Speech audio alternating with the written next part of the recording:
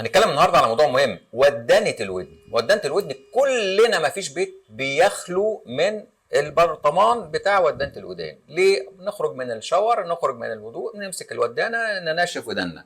موضوع خاطئ 100%، موضوع خطير 100%. ليه؟ لأن ودانة الودن، الودانة دي مش معمولة عشان تخش في الودن، ولا حجم ولا شكل ولا فكرة. ليه؟ دي معمولة عشان المخاط بتاع الأنف نستخدمه، ولكن زي ما بيقولوا اتعودنا ان احنا نحطها في الودن، فخلاص بقت للاسف بقت عاده. طب ايه خطوره ودانه الودن؟ خطوره ودانه الودن الحقيقه حاجه واحده بس، ان انت حضرتك نمره واحد تحطها في ودنك وحد جنبك مش واخد باله يحرك ايده كده، يروح لامس ودنك، لامس ايدك والودانه في ودنك، تعمل المنظر اللي احنا شايفينه ده.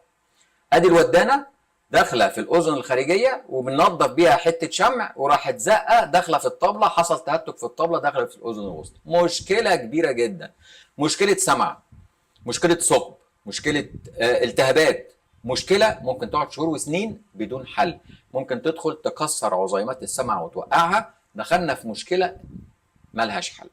عشان كده بقول يا جماعه من فضلكم حاولوا على قد ما تقدروا سيبوا ودانة الودن، ابعدوها خالص، لان انتوا اسهل حاجه بتشيلوا طبقه الشمع الطبيعيه جدا اللي ربنا حاططها هنا حمايه للودن.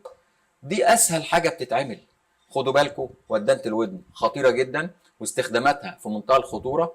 من فضلكم من فضلكم ابعدوا عن الودانه جوه الودن، حطوها في نظفوا بيها الاذن الخارجيه، نظفوا بيها الانف، لكن اكتر من كده لا.